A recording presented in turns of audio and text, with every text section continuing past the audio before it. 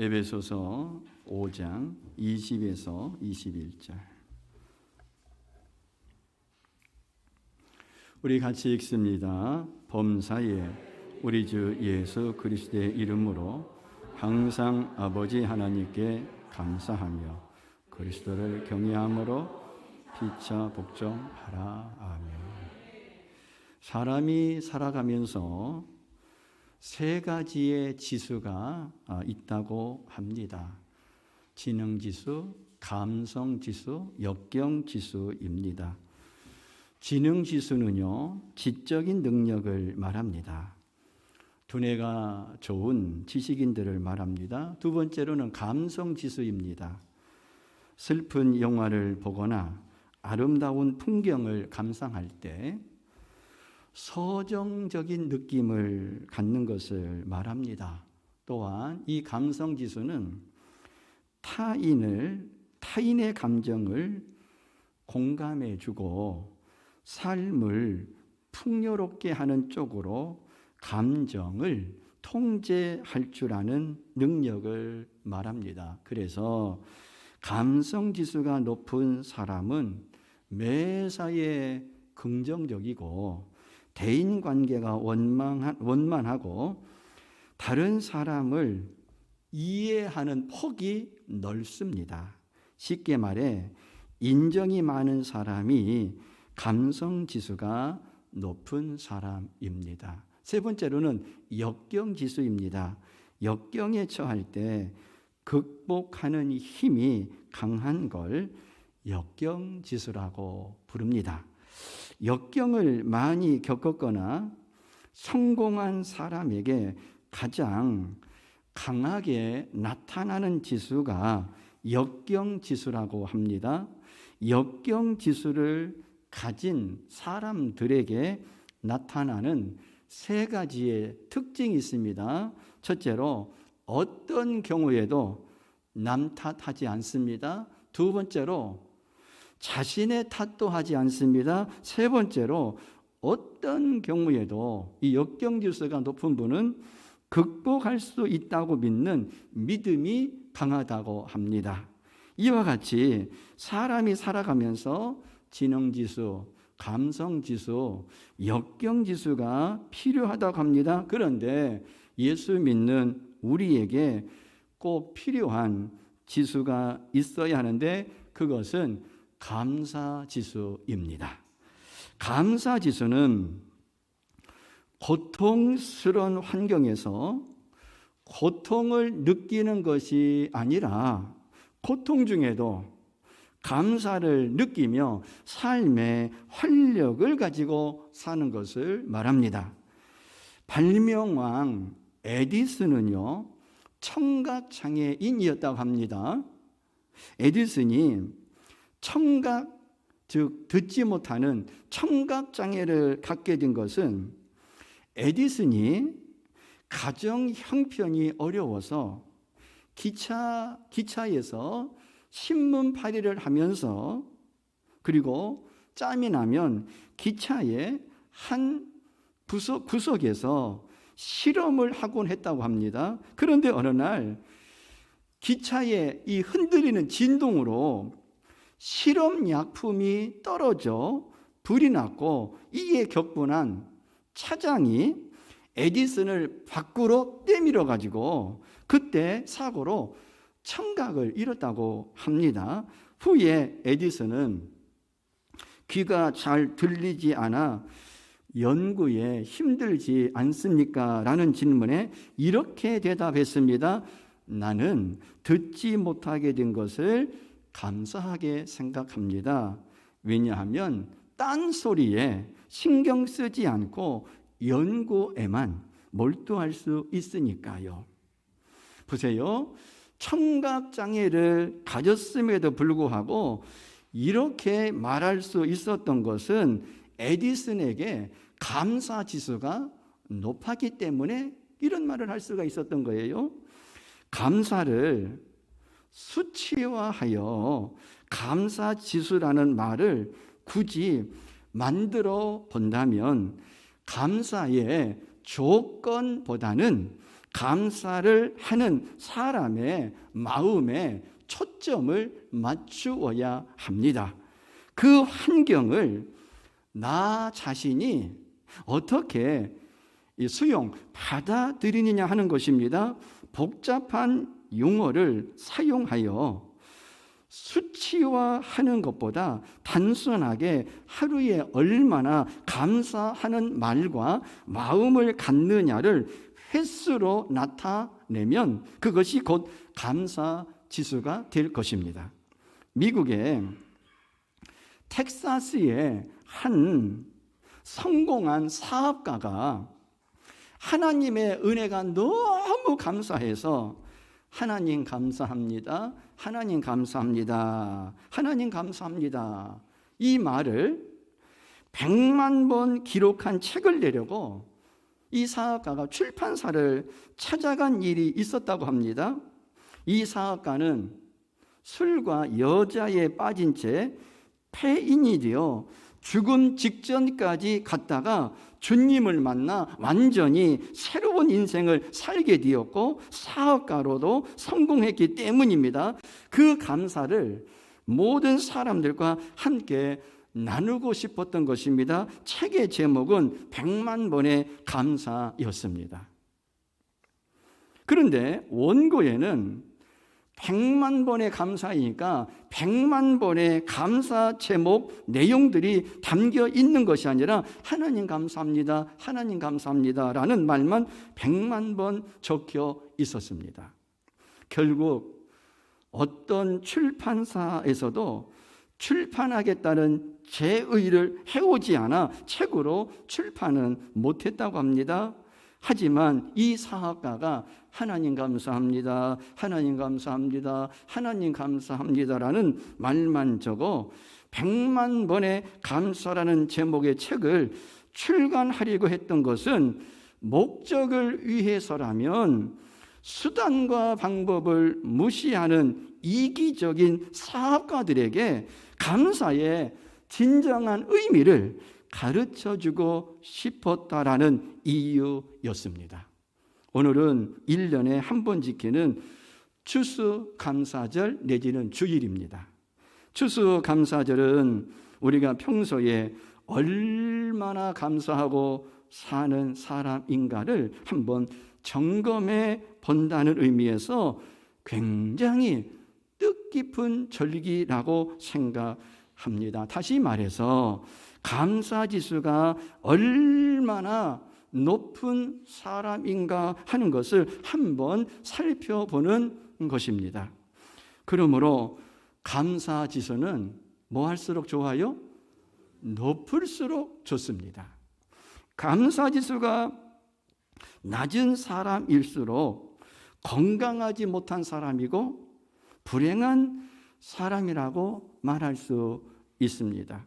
오늘 읽은 본문 에베소서 5장 20절 말씀은 매우 강한 어조로 우리에게 이렇게 말씀합니다. 범사에 우리 주 예수 그리스도의 이름으로 어떻게 항상 아버지 하나님께 감사하라. 여러분이나 저나 이 말씀을 읽으면 제일 먼저 마음에 턱 걸리는 단어가 있어요. 그것은 범사에라는 말과 항상이라는 말이에요. 감사하라고 하는 말에 범사라는 수식어가 따라 붙으면 우리는 왠지 모르게 부담을 느낍니다. 감사하라는 말에 감사라는 말 앞에 항상이라는 수식어가 붙으면요, 여러분들은 모르겠는데 저는 기가 죽습니다. 왜냐하면 그렇게 하는 것이 보통 어려운 일이 아니기 때문에 그렇습니다. 범사라는 말은 어떤 형편에 있든지 어떤 일을 당하든지 무조건 감사하라는 뜻입니다. 항상이라는 말은 시종일관, 어떤 상황을 만나도 변함없이 감사하라는 뜻입니다. 이렇게 강도 높은 의미를 가진 말씀을 읽으면서 가책받지 아니할 사람이 아무도 없을 것입니다. 아마 그 가운데 목사인 저 같은 목사인 저 자신이 가장 많은 가책을 받을 것입니다. 저 역시 범사에 감사를 못하고 살기 때문입니다. 항상 감사하지 못하다고 생각할 때가 자주 있기 때문입니다. 감사하려고 무척 노력을 하고 또 감사도 많이 하지만 이 본문 말씀이 요구하는 선에는 아직도 미치지 못한다는 사실을 저 자신이 숨길 수가 없기 때문입니다. 그러므로 부담을 느낍니다. 저같이 거룩하고 흠이 없는 하나님의 말씀을 전해야 하는 입장에 있는 사람은 잘못하면 이런 말씀을 그저 쉽게 얘기하고 넘어갈 수 있습니다. 누구든지 남의 말 할 때는 쉬운 겁니다. 자신이 지키지 못해도 가르칠 때는 쉬운 겁니다. 그래서 하나님의 말씀을 가르치고 전하는 저 같은 사람에겐 보통 어려운 것이 아닙니다. 1988년 미국에서 대통령 선거가 한창 뜨겁게 달구고 있을 때 중요한 이슈가 사형 폐지론이었다고 합니다. 민주당 후보였던 저 마이클 듀카키스라는 후보는요, 사형 폐지론을 주장했습니다. 사형 제도는 없애야 된다며 전국을 누비면서 유세를 했습니다. 어느 날 CNN의 토크쇼에 이 민주당 후보였던 듀카키스 후보가 초대를 받았습니다. 그 토크쇼에는 그 진행을 누가 했냐면요, 그 당시 유명한 버나드 쇼라는 앵커가 담당하고 있었습니다. 듀카키스를 앞에 놓고 이 토크쇼의 진행자인 버나드 쇼가 이런 질문을 했습니다. 후보님은 사형 제도를 폐지하라고 주장하신다죠? 네, 그렇습니다.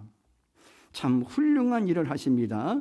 그런데 그러니까 버나드 쇼가 듀카키스 후보에게 하나 묻겠습니다 하면서 질문을 합니다. 후보님, 만약에 후보님의 아름다운 부인이 괴한에게 끌려가서 강간을 당한 후 살해당했다고 합시다. 쉽게 말하면 당신의 일이라고 생각해 봅시다. 나중에 그 범인이 잡혔을 때 후보님은 여전히 사형 제도를 폐지해야 된다고 말할 수 있을까요? 사회자 버나드 쇼의 전혀 예상치 못한 질문을 받고서 이 듀카키스 후보는 당황했습니다. 머뭇머뭇하고 말을 더듬거리기 시작했습니다. 수천만 명의 시청자들이 보고 있었는데 이 장면에서 미국의 유권자들이 받은 인상이 어떤 것이었겠습니까? 자기와 상관이 없으니까 사형 제도를 폐지하자고 주장하는 사람이지, 진짜 자기 일이 되면 그런 소리를 할 사람이 아니라는 인상을 받은 것입니다. 그래서 그 토크쇼 때문에 듀카키스 후보가 당시 공화당의 부시 후보에게 대선에서 패배했다는 유명한 일화가 있습니다. 그렇습니다. 남 얘기하기는 쉽습니다. 그러나 내 얘기를 할 때에는 달라질 수밖에 없습니다. 범사에 감사하십시오 하고 설교하기는 쉽습니다. 항상 감사하십시오 하고 얼마든지 큰 소리로 외칠 수 있습니다. 그러나 여러분, 좀 더 진지하게 이 말씀을 나의 말씀으로, 범사에 감사하고 항상 감사하라는 이 말씀을 나의 말씀으로 받아들일 때는 쉬운 일이 아니라는 것을 압니다. 가족 중에 악한 병마와 사투를 벌이고 있는데 과연 감사할 수 있을까요? 오랜 지병을 가지고 하나님 앞에 아무리 기도하고 부르짖어도 고쳐주지 아니하시고 오히려 병은 점점 더 깊어가는 자신을 보면서 과연 그 입에서 감사가 나올까요? 정말 잘못도 없이 억울하게 누명을 입어서 누군가에게 상처를 입고서 그 일로 마음의 병을 얻어 신경정신과 약을 먹지 않고는 잠을 이룰 수 없는 경우 하나님 감사드려요 하는 말이 웃으면서 나올까요? 이력서를 수십 통 써가지고 다니면서 취직을 해보려고 하지만 회사에서 면접 한 번 하지 못하고 연거푸 퇴짜를 맞은 젊은이의 입에서 과연 하나님 감사합니다 하는 말이 나올까요? 내가 그런 경우를 당했다면 정말 감사할 수 있을까요? 저나 여러분이나 이런 입장에서 이 말씀 에베소서 5장 20절의 말씀을 보아야 합니다.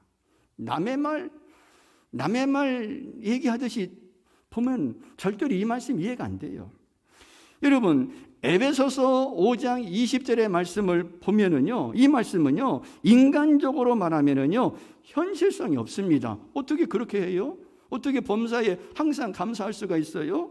비현실적인 말씀입니다. 이거는 이상론입니다.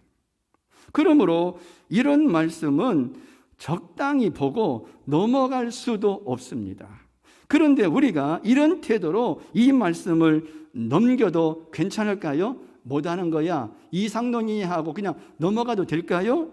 결론부터 먼저 말씀드리자면 절대로 안 된다는 것입니다. 왜냐하면 하나님께서 주신 말씀이기 때문에 그렇습니다. 할렐루야.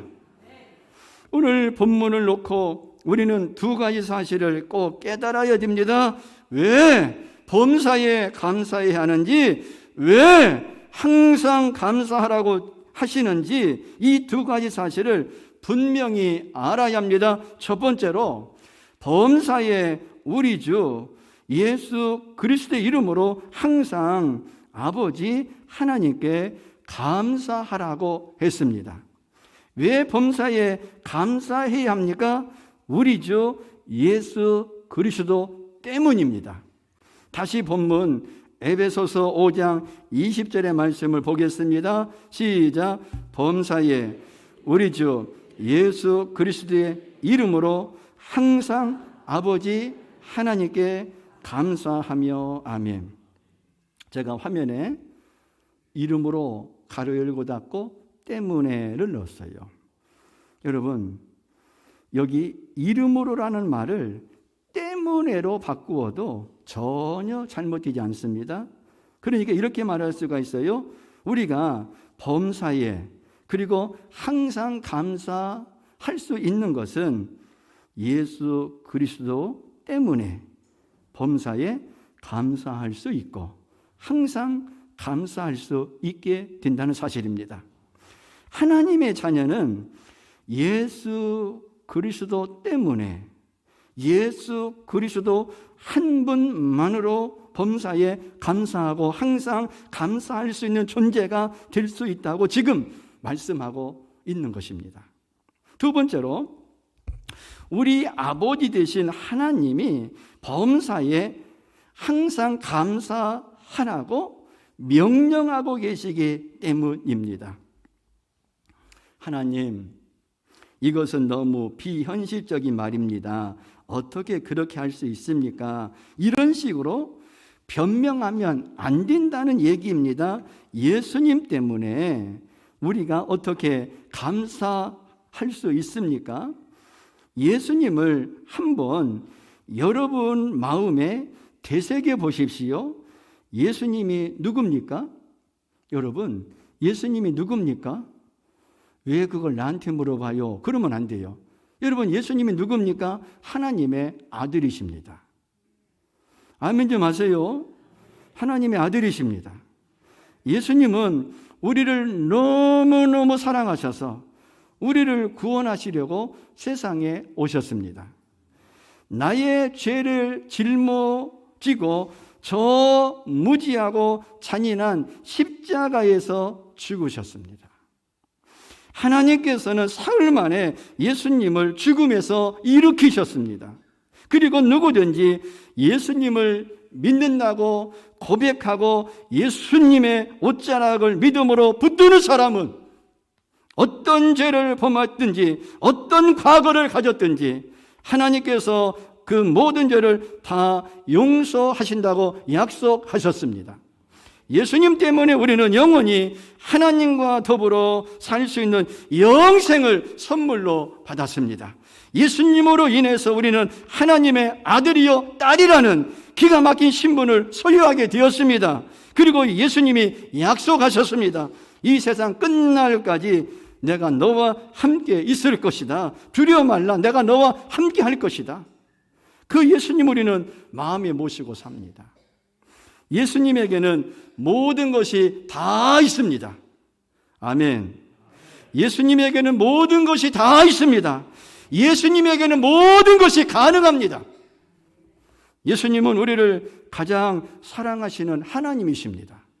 자, 그렇다면 이 예수님 한 분 때문에 범사에 감사할 수 있지 않습니까?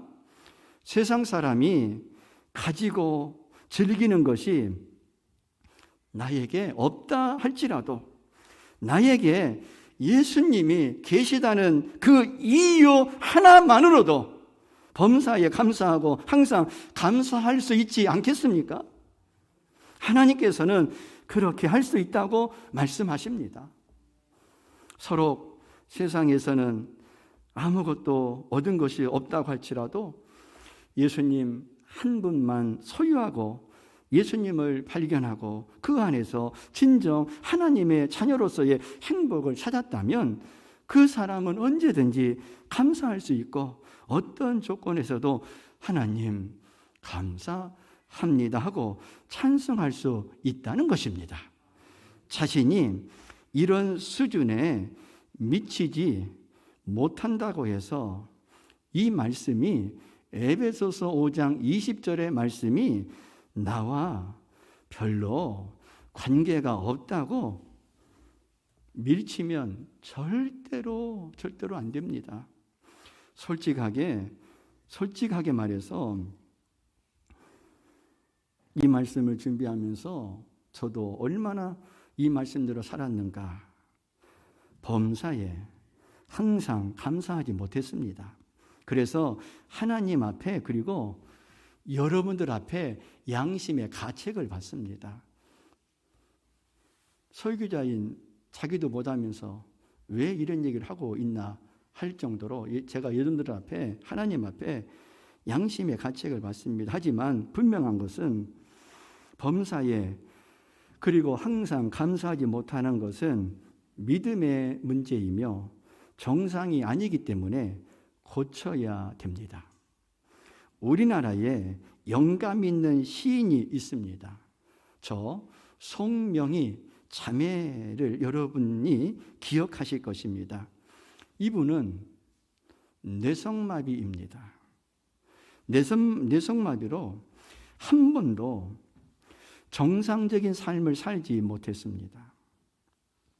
태어날 때부터 뇌성마비로 온몸이 비비 꼬여서 말 한마디 하려고 하면 죽다가 살아나는 그런 고통을 겪으면서 해야 할 정도로 1급 장애인입니다. 그런데 이 송명희 자매가 예수님을 만나고 나서 얼마나 많은 시를 썼는지 모릅니다. 그 시 하나하나를 읽을 때마다 이 가슴에 점이 오는 감동이 있지 않습니까? 송명희 자매가 쓴 시 가운데 나라는 시가 있습니다. 나 가진 재물 없으나, 나 남이 가진 지식 없으나, 나 남에게 있는 건강 잊지 못하나, 나 남이 없는 것 있으니, 나 남이 못 보는 것 보았고, 나 남이 듣지 못한 음성 들었고, 나 남이 받지 못한 사랑 받았고, 나 남이 모르는 것 깨달았네. 공평하신 하나님이 나 남이 가진 것 나 없지만 공평하신 하나님이 나 남이 없는 것 갖게 하셨네. 가만히 음미해 보십시오. 무엇을 감사하고 있는 것입니까? 무엇 때문에 이 송명희 자매가 감격하고 있는 것입니까? 뇌성마비로서 남이 가진 것에 90%를 못 가진 자매입니다. 이분을 볼 때마다 저는 상대적으로 이분한테 죄송하지만 나는 다 가진 사람인 것 같아요. 이분을 볼 때마다 나는 다 가진 사람이에요, 보니까. 근데 이 양반은요, 뇌성마비로서 남이 가진 것에 90%를 못 가진 자매입니다. 그렇지만 송명희 자매가 예수님을 만났습니다. 예수님이 그러자 송명희 자매의 마음을 가득히 채우셨습니다. 그러자 무엇이라고 감사하겠습니까? 이분 안에 예수님이 충만, 예수님이 이분의 마음에 가득히 채워져서 이게 성령 충만 아닙니까? 예수로 충만한 게 성령 충만이에요. 예수 충만 이꼴 성령 충만이에요. 예수로 충만하지 않는 것은 성령 충만이 아닌 거예요. 이 양반은 성령 충만, 예수 충만하자 뭐라고 감사합니까? 남이 갖지 못한 것 내게 있고 내가 가진 것 남이 없는 것을 비교하면서 오히려 주님, 나는 세상 사람이 가지고 즐기는 것 없어도 예수님 한 분, 그분의 사랑을 받고 그분을 눈으로 보고 그분의 음성을 듣는 것으로 나는 행복합니다. 감사합니다 하고 있지 않습니까? 예수님 때문에 항상 감사하고 범사에 감사하는 아름다운 예라고 생각합니다. 저는 이런 송명희 자매의 수준에 저 자신이 도달하기를 지금도 기도하고 있습니다. 저는 그것을 간절히 원하고 있습니다. 저만 아닙니다. 제가 사랑하는 여러분들 모두가 이런 송명희 자매님의 수준에까지 올라가기를 원합니다. 많이 가졌다고 감사하는 것은 아닙니다. 건강하다고 감사를 하는 것도 아닙니다. 자기 뜻대로 다 소원 성취되었다고 감사를 많이 하지 않습니다. 그럼 진짜 감사는 누구에게서 나오는 것일까요? 예수님을 아는 사람에게서 나옵니다. 감사는요, 예수님을 모르는 사람에게는 감사가 나올 수가 없어요. 감사는 예수님을 아는 사람에게서 나온다는 거예요. 예수님을 우리 마음에 모시면 진정한 감사가 나옵니다. 믿으시기를 바랍니다. 예수님 때문에 감사할 수 있습니다. 그리고 감사는 하나님의 명령입니다. 아버지 되신 하나님이 우리에게 범사에 감사하라, 항상 감사하라고 명령하십니다. 하나님 아버지가 명령하시면 아무리 어려운 일이라도 우리는 순종해야 합니다. 왜 그렇습니까? 명령하실 때에는 그 명령에 순종할 수 있는 은혜를 뒤따라 보내기 때문입니다. 범사에 감사하라. 하나님, 저는 못합니다. 잔소리하지 말고 범사에 감사해. 내가 범사에 감사할 수 있도록 은혜를 줄게. 순종만 하면 되는 것입니다. 항상 감사하라. 어떻게 항상 감사합니까? 할 수 있어. 내가 내게 능력 준다. 바로 그것입니다. 그러므로 우리가 변명을 하면 안 됩니다. 이렇게 볼 때 우리는 감사에 대해서 몇 가지 결론을 얻을 수가 있습니다. 첫 번째로 우리가 감사하는 것만큼 믿습니다. 감사한 만큼 믿는 거예요. 우리가 누구를 믿습니까? 하나님을 믿는 것입니다. 살다가 보면 앞길이 막막합니다. 그럼에도 불구하고 여러분의 입에서 무슨 말이 나옵니까? 하나님, 제 앞길이 캄캄하지만 주님이 제 앞에 있는 구름을 걷어내고 어둠을 쫓아주실 날이 올 줄을 믿습니다. 감사합니다. 믿는 것만큼, 여러분, 감사하는 것만큼 믿는 것 아니겠어요? 여러분, 고통 가운데 앞길이 먹구름이 있어서 막막하다, 이런 감사가 나옵니까?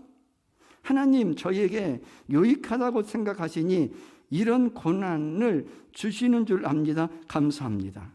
이렇게 하면서 감사하는 사람의 믿음은 알아줘야 합니다. 따라서 감사하는 것만큼 믿는 거예요. 여러분, 하나님을 믿으시죠? 어느 정도 믿고 계십니까? 그것은 감사하는 것만큼 믿는 것입니다. 우리는 감사하는 것만큼 믿기 때문에 행복할 수 있습니다. 옛날에, 자, 저를 보세요. 어느 한 임금이 중병에 걸려서 죽게 되었습니다. 어이들은 왕궁에서 우리로 요즘으로 말하면은 대통령 주치의라고 그러나요? 어이들이 백방으로 중병에 걸린 왕의 병을 고치려고 약을 써도 아무 소용이 없었습니다. 병은 점점 더 악화되어 갔습니다. 임금은 생명이 위태로워져 갔습니다. 그런데 어느 날 그 나라에 유명하다는 사람이 찾아와서 하는 말이, 이 나라에서 가장 행복한 사람의 속옷을 벗겨다가 임금님에게 입히면 임금님의 병이 나을 수가 있다고 말했습니다. 이게 답답한 일 아닙니까? 행복한 사람의 속옷을 가져다가 입으면 임금님의 중병이 낫는다는 거예요. 그래서 임금님은 그 얘기를 듣고 후한 상금을 걸고 전 백성에게 가장 행복한 사람을 찾아보라고 하였으나 행복한 사람을 찾아볼 수 없었습니다. 여러분들 집에는 찾아오지 않았던가요? 찾아왔어요? 안 찾아왔어요? 안 찾아왔으면 행복하지 않은 거야. 우리 집은 왔던데 할렐루야, 할렐루야. 여러분, 근데 여러분, 임금님은 그 얘기를 듣고 후한 상금을 걸고 전 백성에게 가장 행복한 사람을 찾아보라고 했으나 행복한 사람을 찾아볼 수가 없었어요. 그래서 임금님의 병세는요 점점 악화가 되어 갔습니다. 그래서 하나밖에 없는 왕자가, 왕의 아들이죠, 왕자가 직접 가장 행복한 사람의 속옷을 찾아 나섰습니다. 그런데 어느 오두막 집 앞을 지나가는데 그 집에서 웃음이 넘치며 아름다운 노래를 부르는 소리가 들려왔습니다. 가만히 찾다가 보니까 감사의 기도를 마치고 기쁨으로 찬송을 부르고 있었습니다. 그 순간 왕자는 이 집이야말로 가장 행복한 사람들의 집이라 생각하고 들어갔습니다. 왕자는 사정을 얘기하고 속옷을 벗어달라고 하였으나 그들은 줄 수 없다고 말을 합니다. 아무리 얘기해도 통하지 않자 왕자는 칼로 위협하고 겉옷을 벗겨보니 그들은 모두 속옷을 입고 있지 않았습니다. 속옷을 입고 있지 않았어요. 그것은 속옷을 입고 있지 않았던 이유는요, 너무 가난해서 속옷을 입지 못했던 것입니다. 여러분, 행복은요 속옷에서 나오는 것이 아닙니다. 그럼 행복은 어디에서 나올까요? 행복은 감사에서 나옵니다. 감사가 곧 감사 이꼴 행복입니다. 우리에게 무엇이 있어서 감사하는 것이 아닙니다. 우리의 환경과 조건이 좋아서 감사하는 것이 아닙니다. 범사에 감사하게 될 때에 행복이 찾아오게 됩니다. 그래서 사상가 칼 힐티는 행복론에서 보면 행복의 첫째 조건은 감사하는 믿음의 마음이라고 정의했습니다. 믿음으로 감사할 때 행복과 기쁨이 찾아오게 됩니다. 누군가와 비교할 때에 상대적으로 아파트의 평수가 작을지라도 그리고 가진 것이 작고 부족할지라도 눈만 뜨면 하나님 감사합니다. 다 같이 하나님 감사합니다 하고 그 입에서 찬송이 나올 정도로 주님 앞에 감사하는 심령을 가지면 그 사람은 행복한 것이고 감사지수가 높은 것이에요. 이처럼 감사지수가 높은 그 사람의 행복을 누가 빼앗아 갈 수 있습니까? 두 번째로 우리는 감사하는 것만큼 다릅니다. 달라요. 그럼 누구하고 다릅니까? 원망 불평하는 사람과는 분명히 다른 것이에요. 비록 내가 부족한 것이 많을지라도 불평하지 않고 우리 입에서 계속 감사가 나옴으로써 내가 원망 불평하는 사람들과 어떻게 다른가를 보여줄 수 있습니다. 그런데 예수님을 믿으면서도 감사가 없습니까? 그러면 불평하며 사는 사람들과 다른 점이 무엇입니까? 예수 믿으면서도 입에서는 끊임없이 원망 불평이 나온다면은 예수 안 믿는 사람들과 다른 게 뭐냐는 거예요. 그러므로 우리는 감사하는 것만큼 다르고 세 번째로는요, 우리는 감사하는 것만큼 강하게 됩니다. 장애를 안고 태어난 자녀를 둔 어느 어머니의 글을 읽은 적이 있습니다. 그 어머니는 장애를 안고 태어난 아이 때문에 얼마나 많은 복을 받았는지 알 수가 없다는 것입니다. 저는 이 말만 가지고는 도대체 무엇이 복인가 좀처럼 이해가 가질 않았습니다. 그런데 보십시오. 그 어머니는 다음과 같이 말합니다. 우리 애 때문에 가정이 얼마나 화목한지 모릅니다. 우리 애 때문에, 여기 애는요 장애를 가진 아이를 말합니다. 우리 애 때문에 우리 아빠가 예수 믿고 돌아왔습니다.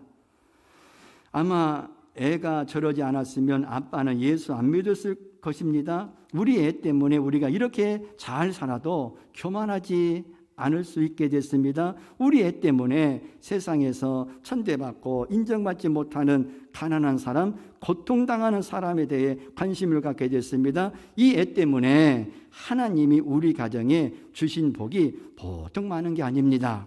여러분, 이 사람만큼 강한 사람이 천하에 어디 있습니까? 누가 이 사람을 꺾을 수 있습니까? 아무도 꺾을 수 없습니다. 그러므로 여러분, 감사지수는 높을수록 좋습니다.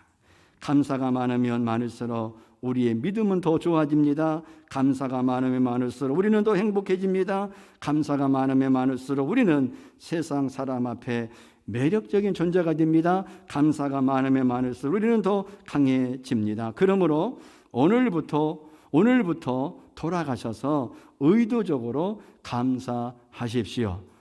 다 같이 화면을 보고 읽습니다. 시작. 나는 예수님 믿는 사람이다. 예수님 때문에 나는 무조건 감사할 수 있어 하면서 감사하면 지금까지 불평하던 것을 감사하면 지금까지 남을 원망하던 것을 거꾸로 뒤집어 감사하면 지금까지 만족하지 못하던 것을 감사하면 하나님이 은혜를 주십니다. 우리 아버지 하나님이 날 보고 범사에 항상 감사하라고 하셨어. 그러니까 나는 감사해야 돼. 아버지에게 순종해야 돼 하면서 어떤 형편에서든지 어떤 상황에서든지 감사할 것들을 찾아 하나님 앞에 감사하도록 노력하십시오. 아멘. 그럴 때, 이렇게 할 때, 지금 읽은 말씀처럼 할 때 우리의 믿음이 좋아집니다. 그럴 때 우리가 행복해집니다. 그럴 때 우리가 강해집니다. 그럴 때 우리가 세상 사람에게 매력을 줄 수 있습니다. 하나님께서는 우리 모두가 이런 멋있는 주의 자녀가 되기를 소원하고 계십니다. 다 같이 오늘 본문 에베소서 5장 20절 말씀 시작. 범사에 우리 주 예수 그리스도의 이름으로 항상 아버지 하나님께 감사하며 기도하겠습니다. 추수감사주일에 감사의 소중함을 다시 알게 하시니 감사를 드립니다. 감사 지수를 높여 범사에 항상 감사하게 하여 주시옵소서. 나는 예수 믿는 사람이다. 예수님 때문에 나는 무조건 감사할 수 있어 하면서 감사하게 하옵소서. 우리 아버지 하나님이 날 보고 범사에 항상 감사하라고 하셔서 그러니까 나는 감사해야 돼. 아버지에게 순종해야 돼 하면서 어떤 형편에서든지 어떤 상황에서든지 감사할 것들을 찾아 하나님 앞에 감사하게 하옵소서. 예수 그리스도의 이름으로 기도합니다. 아멘.